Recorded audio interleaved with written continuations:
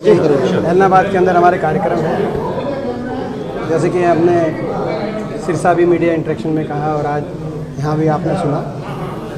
लोगों को तीन तुलना करके फैसला करना है। लोगों के सामने हुड्डा सरकार के 10 साल, कांग्रेस पार्टी की सरकार के 10 साल का कार्यकाल है। एक तरफ चौटाला राज के 6 साल का कार्यकाल है और एक तरफ बीजेपी के अभी 7.5 साल का कार्यकाल, खट्टर सरकार का। तो ये तीन जो सरकारें हैं और यही तीन आपी मान्य दल, इनके हमारे प्रत्याशी आज मैदान में हैं। लोग तराजू पे तोल के फैसला करें।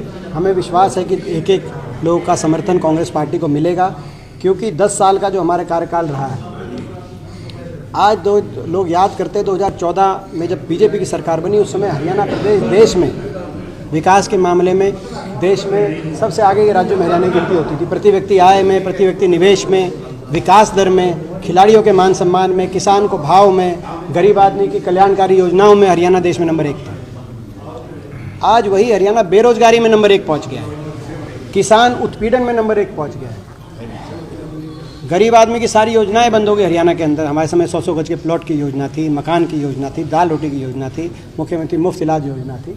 सारी योजनाएं सरकार ने बंद करने का काम किया है। मकान इंदिरा प्रियदर्शनी आवास योजना थी, तो ये सारी गरीब आदमी की योजनाएं बंद।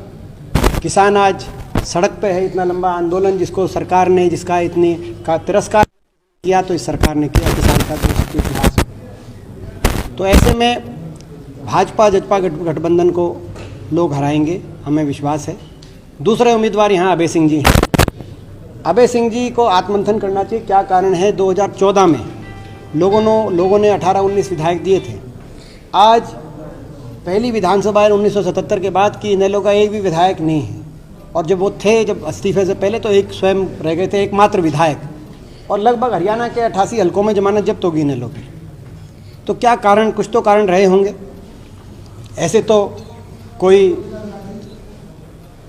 इस तरीके से लोग ये फैसला नहीं सुनाते। तो उनकी क्या कार्यशैली रही, और उसका कई कारण है। उनकी खुद की कार्यशैली का कारण हो सकता है, लेकिन सबसे बड़ा कारण ये है कि जिस तरीके से उन्होंने खुल के बीजेपी का साथ दिया, मुख्य विपक्षी दल के रूप में उनको 2014 में अवसर मिला था, लेकिन सरकार में तो कोई सरकार के खिलाफ कोई सरकार तो फेल होती देखी, लेकिन मुख्य विपक्षी दल फेल होता हमने पहली बार देखा। तो कारण ये रहा कि चाहे वो 2014 के चुनाव, लोकसभा चुनाव के बाद बीजेपी को समर्थन देने की बात हो केंद्र में, चाहे राष्ट्रपति चुनाव में समर्थन देने की बात हो बीजेपी को, चाहे उपराष्ट्रपति चुनाव में समर्थन देने की बात हो, या 2019 में जब नतीजे आ रहे थे तब ये कहने की बात हो कि वो हुड्डा साहब के नेतृत्व में कांग्रेस पार्टी को साथ नहीं देंगे। ये उनकी एक कार्यशैली रही कि वो बीजेपी के मुख्य विपक्षी पार्टी की बजाय हुड्डा साहब के विपक्ष में, और आज भी उसी कार्यशैली पे वो ज़्यादा दिखाई दे रहे हैं। इसीलिए लोगों ने, ये एक प्रमुख कारण रहा कि लोगों ने उन्हें रिजेक्ट किया। ऐसे में लोग सारी तुलना कर हमें विश्वास है कांग्रेस पार्टी का साथ देंगे।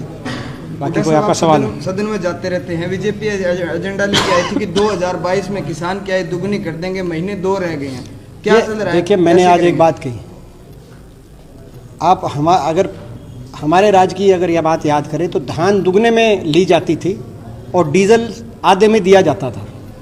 आज वही धान आधे में लिया जा रहा है और डीजल दुगने पे दिया जा रहा है। आमदनी दुगनी तो तब होगी जब भाव दुगने होंगे, तभी आमदनी दुगनी होगी। कोई किसान अगर इस बात को समझे। यहाँ तो लागत दुगनी हो गई, डीजल दुगना, खाद का गट्टा का रेट दुगना मगर मिलता नहीं, वजन वेट 5 किलो कम, रेट दुगना, वजन मिलता नहीं खाद का गट्टा, इनपुट कॉस्ट डबल हो गई। और भाव जो मिलना चाहिए था, ना तो गन्ने का भाव बढ़ा इन वर्षों के अंदर, ना जो है अभी आप बाजरे का देखो, बाजरा तो न्यूनतम समर्थन मूल्य पे नहीं लिया सरकार ने, बाजरा पिटा। धान की अभी खरीद चल रही है पूरे प्रदेश में, कितना बुरा हाल है आपके सामने है। तो धान की खरीद में भी क्विंटल की जो कंडीशन लगाई, पिछले साल 33 क्विंटल लेते थे 1 एकड़ में, इस साल 25 क्विंटल ले रहे हैं।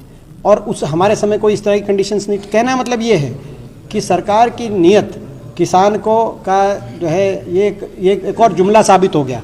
जैसे 15 लाख जुमला निकला, जैसे अच्छे दिन जुमला निकला, जैसे स्वामीनाथन कमीशन की रिपोर्ट लागू करना जुमला निकला, वैसे ही किसान की आमदनी दुगना करने का वायदा भी बीजेपी का दुगना निकला, और इसीलिए जो है लोग, मैं समझता हूँ, भाजपा जजपा सरकार को झटका देने का काम करेंगे। डिप्टी सीएम अभी नहीं पहुंचे हैं। भरत सिंह बेनीवाल को लेकर के सबकी निगाहें टिकी हैं और माना जा रहा है कि वो आपके करीब भी हैं।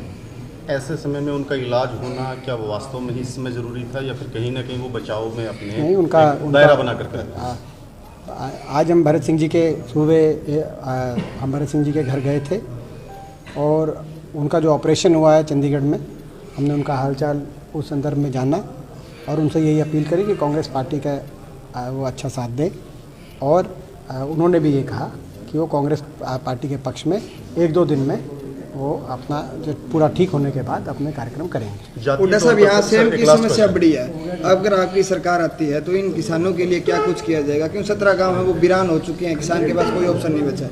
ये जो है सेम की जो समस्या है, ये सभी ने, मेरी जानकारी में जो है ये समस्या पहले है हमारी जानकारी में, और ये जो दोबारा से इस चुनाव के अंदर सारे गाँव की तरफ से हमारी जानकारी में आया है।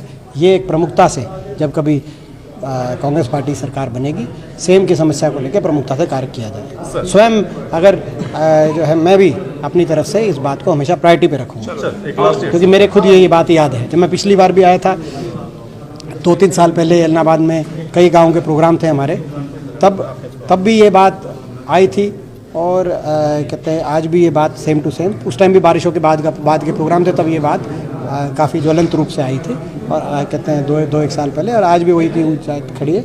मेरे को खुद इस बात का पूरा ध्यान है। ठीक है हुड्डा साहब, क्योंकि मेरा तो आपका गाँव सकरमुंदरी धरना ही को नहीं हो जी। सर, अभी ये मांग करते हैं हम ये मांग करते हैं कि जहाँ जहाँ सेम है या जहाँ जहाँ जल भराव से भी प्रदेश के बहुत बड़े रकबे में इस बार, क्योंकि बारिश ज़्यादा हुई, सितंबर-अक्टूबर में ज़्यादा हुई, बहुत फसल खराब हुई है।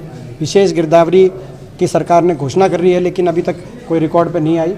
विशेष गिरदावरी तुरंत जल्दी पूर्ण हो और किसान को मुआवजा मिले, और जहां अगली बुआई नहीं हो सकती सेम या जल भराव के कारण, वहां भी किसान को मुआवजा सरकार दे, प्रति एकड़ मुआवजा दे। ये हमारी बार बार किसान सरकार से मांग है, और इसलिए इसको लेकर हम